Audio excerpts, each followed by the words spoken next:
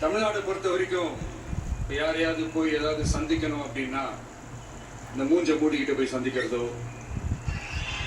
என்ன இந்த மறைமுகமா உங்களுக்கு தெரியாம போய் சந்திக்கிறதோ அப்படியெல்லாம் நான் செய்ய மாட்டேன். எதுவாக இருந்தாலும் வெளிப்படையாக ஒளிவு மறைவு இல்லாம தான் நான் செய்வேன். இவ்வளவு பெரிய ஒரு பொறுப்பை என் கையில கொடுத்துருக்கிறீங்க. அதே நேரத்தில் எனக்கு கொஞ்சம் அவகாசமும் நீங்க கொடுக்கணும்னு நான் ரிக்வெஸ்ட் பண்ணி கேட்டுக்கிறேன். நான் சொன்னதையெல்லாம் படிப்படியா நிறைவேற்ற நான் ட்ரை பண்ணுவேன், நிறைவேற்றுவேன்.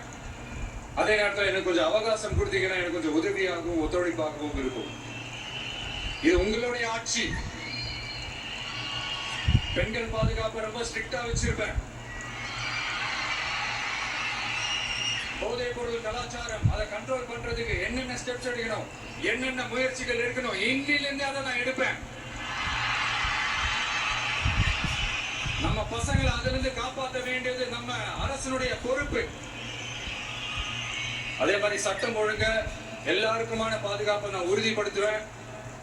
என்ன அவமானப்படுத்துறவங்களாக இருந்தாலும், என்ன கஷ்டப்படுத்துறவங்களாக இருந்தாலும், அவங்களும் என் மக்கள் தானே.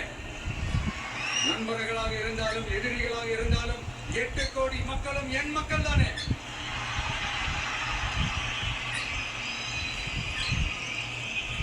அந்த மாதிரி இந்த அடிப்படை விஷயங்கள், கல்வி, ரேஷன், மருத்துவம், குடிநீர், சாலை வசதி, பஸ் வசதி, இந்த மாதிரி விஷயங்கள்ல தான் என்னுடைய முதல் கவனம் செலுத்தணும்னு எனக்கு தோணுது.